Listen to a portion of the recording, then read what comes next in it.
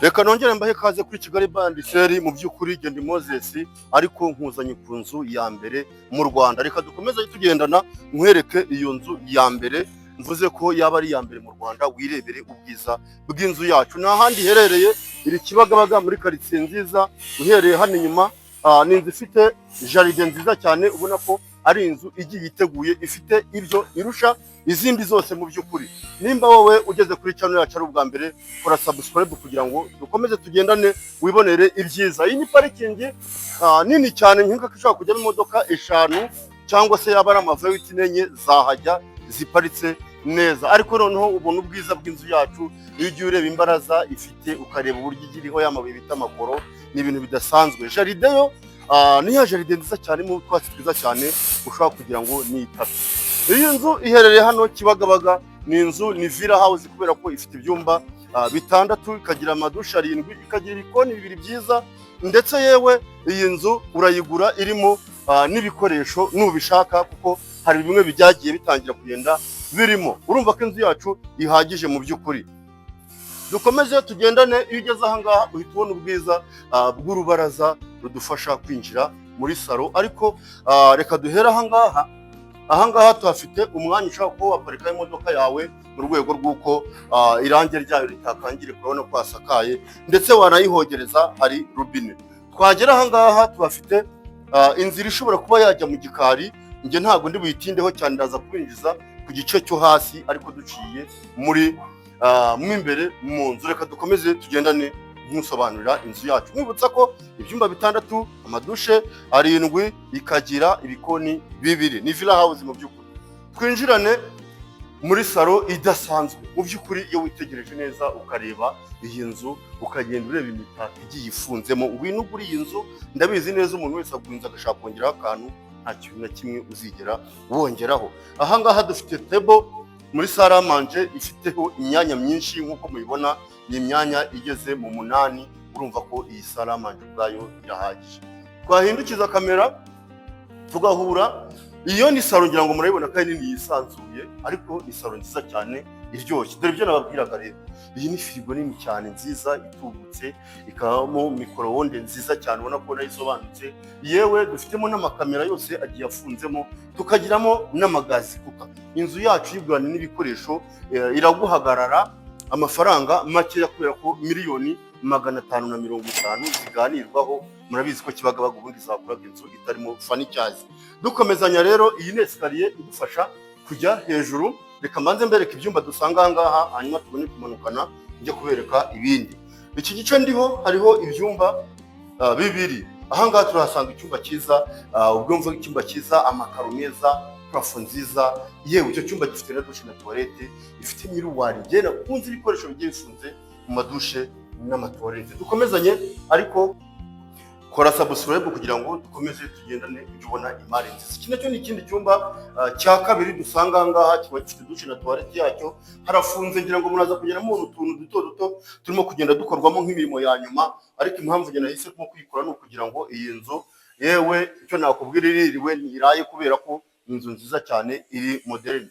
Iyi ni toilette rero abashyitsi bashobora kuba bakoresha mu gihe badashaka kujya mu byumba. Dukomezanye. Aha ngaha ni inzira nziza. Iyo tugiye gukomerezaho njya kukwereka bya byumba birimo hano hasi. Iyo tugeze aha ngaha tuhasanga akantu kameze nka salo. Urabona ko inzu yacu iteguye neza. Ushobora no kuyigura wasepara hari hagati, ikaba ari 2-in-1 mu by'ukuri. Iki ni ikindi gikoni cyiza cyane, nacyo kirimo ya firigo, kirimo micro-onde, kirimo ibintu byose. Urabona ko inzu yacu iteguye. Nabikubwiye, ufunzemo hariya hagati, iyi nzu wayigira 2-in-1. Aha ngaha turasanga dushe na toilette duhereyeho, ariko ubwo tukagira icyumba kinini cyane kiri aha ngaha, cyisanzuye nacyo kandi gisobanutse. Iyi nzu iherereye Kibagabaga muri quartier ya VIP. Iki ni ikindi cyumba nacyo kinini cyiza cyane, ubona ko ari icyumba gihagije. Reka nkubwire, inyuma ntago nahakweretse, ariko hari inzu y'umukozi, hakaba n'ikindi cyumba, hariyo ibintu byose nkenerwa byo twakwita nk'amanegisi. Reka tuzamukane ngwereke ku gice cyo hejuru.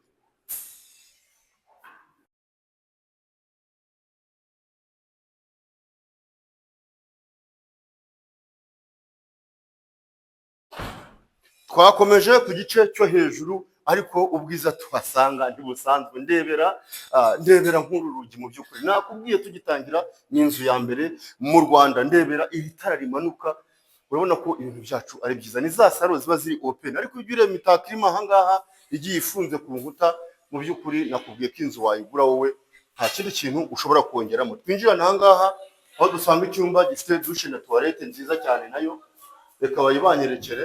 Urabona ko ni za toilette ziba zifite shawa, ahantu ho kogera hari ikirahure cyiza cyane. Twahindukira tugasanga ikindi cyumba kiri hano kinini kisanzuye, urabona ko ari ibyumba binini kandi bisobanutse. Nababwiye muraza kwihangana, harimo kozwa, harimo abantu bandi barimo, ariko ntabwo wowe byakubuza kwigurira iyi nzu mu by'ukuri. Twava aho ngaho tukaza muri chambre principale, twinjirane. Ngira ngo umuntu wese nshatse ntanaceceka ukabyirebera, ni ibintu bimeze nk'ibitangaza. Nizera ko iki cyumba kingana na salo yo hasi. Urabona ko ari ibintu byiza cyane kandi bisetinze neza cyane. Iyo urebye plafo yacu ukareba buri kantu, umva iyi nzu ni iya mbere mu Rwanda. Twinjirane hano aho dusanga vestiaire, ahantu ho kwambarira, ariko hari n'umuryango ushobora kuba wacamo udaciye muri chambre. Twageze kuri rooftop yacu, rooftop ngari nziza cyane, ariko nayo ubona ko yisanzuye, irimo ibice bibiri. Hari iki gice dukomeze tugendana mbereke n'ikindi, ariko izi nzugi aha ni hatari kabisa. Iyi nzu igucitse byambabaza. $550,000 zinaganirwa, yewe ukayitwarana n'ibikoresho bigiye birimo. Iki ni ikindi gice rero dusangaho rooftop. Nanone urabona ko ari ibintu bisa neza cyane mu by'ukuri. Iyi nzu ntabwo ihenze mu by'ukuri, kubera ko mwari musanzwe mugura inzu n'ubundi za $600,000 zitarimo n'ibikoresho, ariko iyo jye nakunze ukuntu yubatse neza cyane. Ahangaha tuhafite view, iyo utereye akajisho ubona ko ni ahantu heza cyane, uba witegeye, ufite abaturanyi kandi umeze neza. Reka nkubwire ngo iyo 824642 wahadushakira, ukaduhamagara, ukabaza ukagura iyi nzu. Utanayikunda chano yacu wayigezemo, haba harimo inzu nyinshi cyane, kugera no kuri $120,000 tubabona inzu, no kugera kuri miliyari. Wowe tugane utuvugishe, ubwo ibindi bisigaye ni ubutaha. Murakoze. Principale, ubwo noneho rero twakwinjira mu gice kindi cyo dusangamo dushe na toilette ya chambre principale. Harimo jacuzzi, harimo shower yindi yubakiye, tukagira na miruwari nziza n'ubundi iri ahangangira ngo yibanyerekera. No ko ari ibintu byiza cyane kandi bisobanutse. Iyi nzu ndakwibutsa ko $550,000 ifite ibyumba bigeze muri 6, ikagira n'amadushe 7, ndetse na rooftop yewe n'ibikoni 2. Reka tuzamukane tujye kubereka ku gice cyo hejuru kiri kuri rooftop.